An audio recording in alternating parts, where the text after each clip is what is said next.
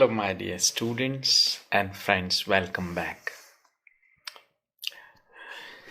Here, I am going to make that video, and it's a new video for my students. And really, actually, I was just sitting and working on my computer, and one of my students asked me that how he could learn or how he could start speaking English, or how means he could begin learning speaking English. So here a very important tip I am going to tell you. Of course, if you are a beginner, you don't know how to speak, and you have actually hesitation in speaking, then what you should do,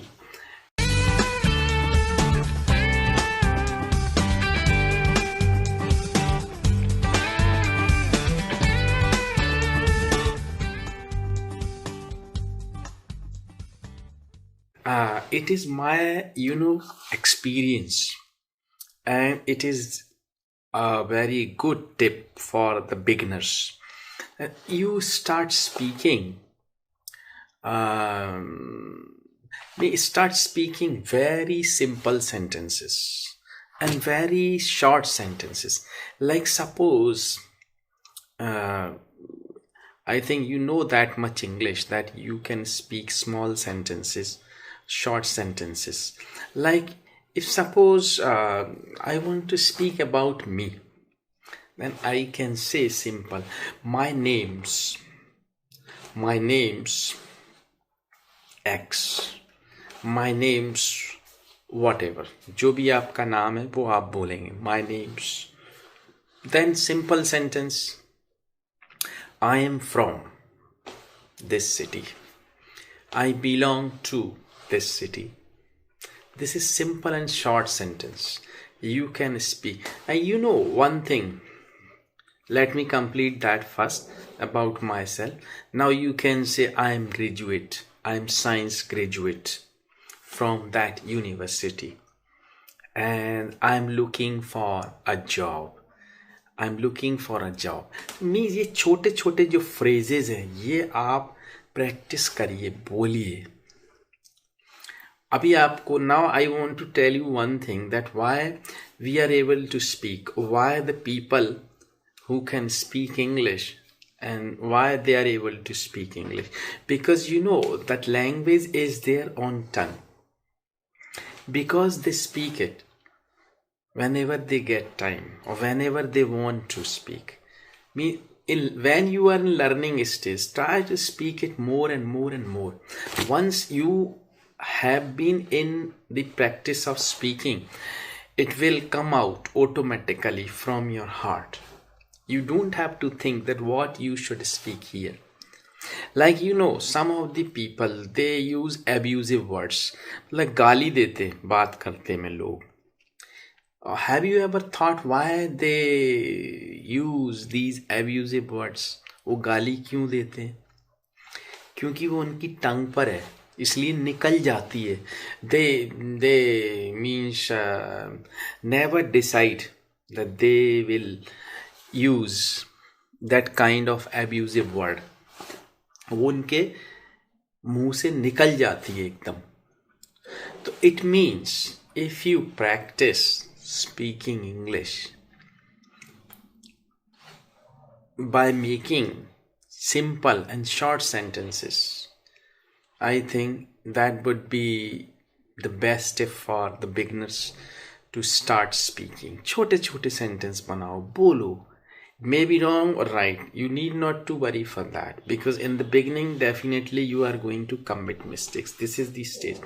But when you commit mistake, you try to learn by committing, and you try to improve and try to correct your sentences, and gradually you'll be able to speak very good English. Hindi and English by using a word एक in Hindi. तो एक जो शब्द है word, इसका मतलब था one, एक मीन्स वन या एलोन या यूनाइटेड। तो यहाँ पे हम इसको कैसे फ्रेजेस डिफरेंट बनाते हैं हिंदी में इंग्लिश में, वो हम यहाँ पे समझते हैं। जैसे एक आंख ना भाना, तो यूजुअली हम इसको बोलते हैं एक आंख नहीं भाता। मैं उसको एक आंख नहीं भाता, to have not, least liking for. तो अब इसको यहाँ पे हम कैसे बनाएंगे? मैंने आपको जैसे पहले भी बोला, whenever you are going to learn any new phrase, try to use it in your own sentences। तो उससे क्या होता है कि आपको पता चलता है आप कहाँ गलत बना रहे हो और कैसे उसको सही करना है। ठीक है, तो एक आंख ना भाना, तो जैसे मैं उसे एक आंख नहीं भाता, है ना, तो उसके लिए he has not least liking for me. तो ये हमने सेंटेंस में यूज कर लिया, he has not least liking for me. ठीक है, एक और, तो एक और ऑन वन साइड। ठीक है, जैसे आप सभी लोग एक और बैठे, एक सेंटेंस में यूज कर रहे हैं इसको, एक और बैठे, please sit down on one side. ये हमने यूज कर लिया। ठीक है, अब इसी के लिए जैसे एक और से, फ्रॉम वन साइड, जैसे एक ही ओर से पानी बह रहा है। ठीक है, एक ही ओर से पानी लीक कर रहा है। ठीक है, तो वाटर, आप कोई भी सेंटेंस बना सकते हैं, मैं तो जस्ट एग्जांपल दे रहा हूं कि सेंटेंस में कैसे यूज करें। Water is leaking from one side, अगर दोनों साइड से होता तो water is leaking from both the side, और हम यहाँ पे चूंकि एक का यूज कर रहे हैं इसलिए मैंने ये सेंटेंस लिखा, फ्रॉम वन साइड। ठीक है, एक ओर से दूसरी ओर, तो अक्रॉस भी होता है या from one side to the other.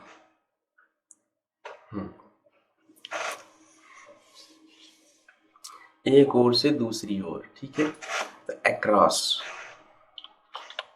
We have to go from one side to the other, हमें एक साइड से, एक ओर से दूसरी ओर जाना है। ठीक है, एक एक करके, जैसे एक एक करके सारे बच्चे मैदान में चले गए। ठीक है ना, all the children went to the ground one by one। ठीक है, तो ये हमने सेंटेंस में यूज कर लिया इसको। अब एक एक कौड़ी दांत से पकड़ना, मतलब जो बहुत कंजूस व्यक्ति होता है उसके लिए हम यूज करते हैं। तो he is too, he is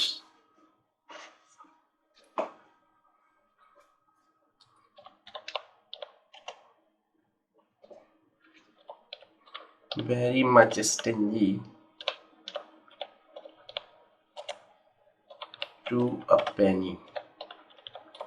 So he is very much stingy to a penny, मतलब एक एक कौड़ी दांत से पकड़ता है, मतलब बहुत कंजूस है। अब यहाँ पे मैंने ऑलरेडी लिखा है सेंटेंस, एक एक पल भारी होना, उसके लिए एक एक पल भारी था। Every movement weighed heavily with him, तो यहाँ ऑलरेडी ये सेंटेंस है। मैं एक एक से निपट लूंगा, तो ये सेंटेंस मैंने यहाँ पे लिखा, I will deal with one and all. ठीक है, एक की चार लगाना, मतलब किसी के बारे में आप कोई शिकायत करते हो तो उसकी गलती एक है लेकिन बताते आप ज़्यादा हो। तो टू लेवल एग्जेगरेटेड चार्जेस मतलब किसी पे ज़्यादा चार्ज लगाना कि इसने ये भी किया, इसने ये भी गलत किया, ये भी गलत किया, है ना। तो जैसे मैंने कहा उस पे, या तुम एक की चार लगाते हो, है ना, तो यू लेवल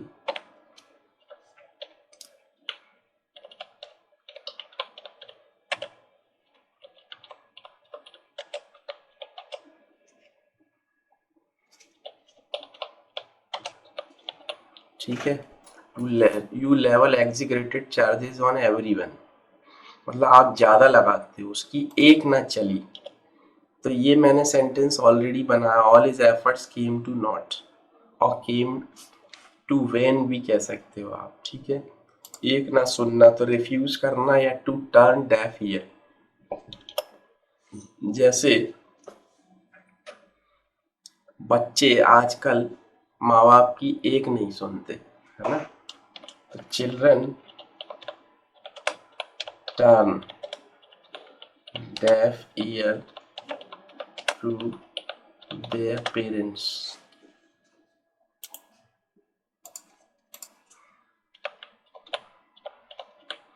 इसको हम इस तरीके से बना सकते हैं, ठीक है, एक साथ।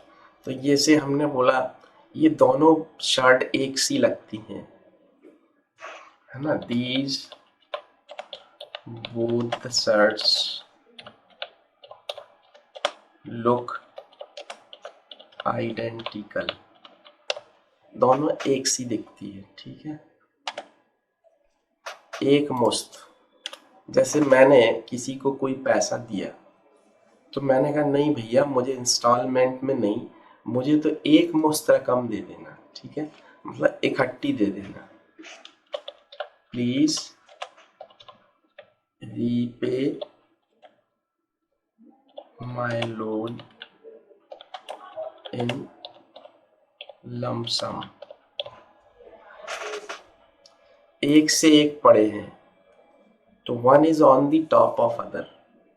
इस क्लास में तो एक से एक पढ़े हैं मतलब एक से सुपीरियर दूसरा है, तो one is on the top of other in this classroom, ऐसे आप बोल सकते हो।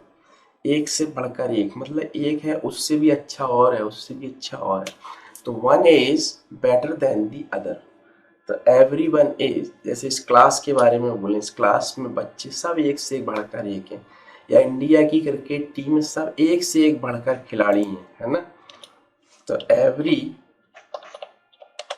Player in Indian cricket team is better than the other. तो इस तरीके से हमने इसको बना लिया, every player in Indian cricket team is better than the other, ठीक है।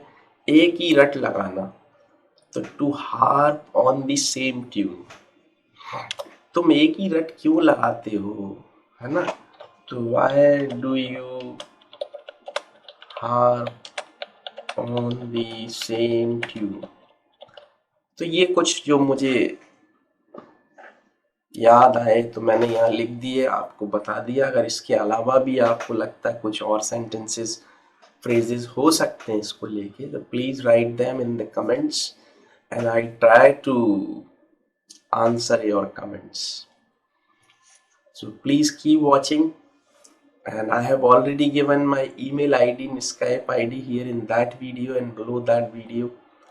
If you think you want to learn English with me, you want to practice English, you want to learn grammar, whatever it is, if you think I can be your teacher, you may contact me on my email, or you can send me a request on Skype, and we'll talk to each other and we'll decide if you want to, if you are satisfied, if you are ready to learn with me, we'll start your classes online, Skype, through Skype. So that's all for that video. Keep watching my videos and subscribe to my channel to watch my new videos, and thanks for watching. Thank you.